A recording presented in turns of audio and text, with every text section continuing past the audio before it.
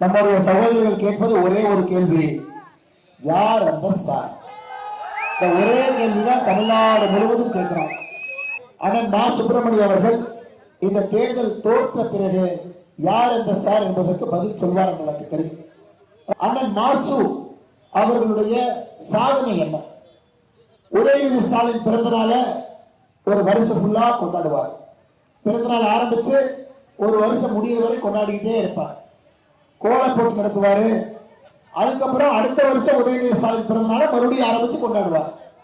ஆட்சிக்கு வந்த பொழுது சொன்னார், இரும்பு கையில இரும்பு கரத்துல எல்லோரையும் கட்டுப்படுத்துவேன் என்று சொன்னார். ஆனா அவருடைய போதான காலம் துருப்பிடித்த கையை வைத்துக் கொண்டு 5 ஆண்டு காலம் தமிழகத்தினுடைய முதலமைச்சராக தன்னுடைய வாழ்க்கையை ஓட்டுவிட்டார். சொந்தங்களை நமக்கு தெரியும், 250 பேர்த்துக்கிட்ட நாமக்கல் பகுதியில கிட்னியை திருடி அதன் மூலமாக தமிழகத்தில் ஒரு கிட்னி ராக்கெட் ஒரு திமுகவுடைய எம்எல்ஏ அதற்கு உடந்தையாக இருந்தது மா சுப்பிரமணியம் என்பது எல்லோருக்குமே தெரியும்.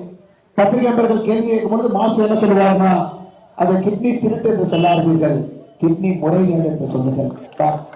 இந்த மாதிரி ஒரு மோசமான ஒரு அமைச்சரை களத்துக்கு வந்து அண்ணன் கமலஹாசன் அவர்கள் பேசுகின்றார்.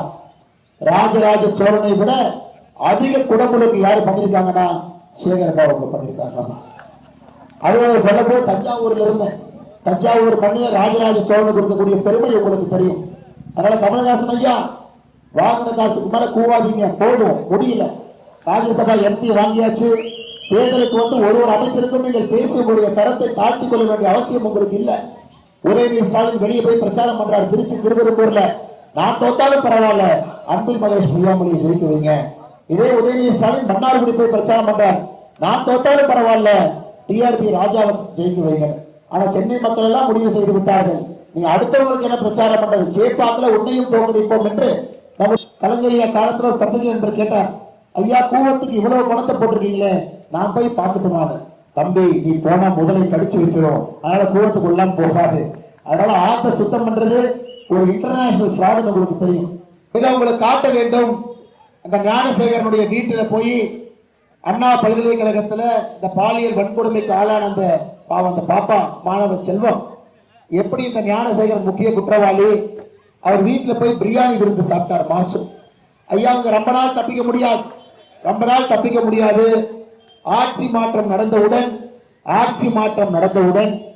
யார் அந்த சார்? அந்த சார் சைதாப்பேட்டையா? அந்த சாரு சைதாப்பேட்டையா? அந்த சாரு சைதாப்பேட்டைக்கு வெளியவான்னு மே 4க்கு பிறகு தெரிந்துவிடும்.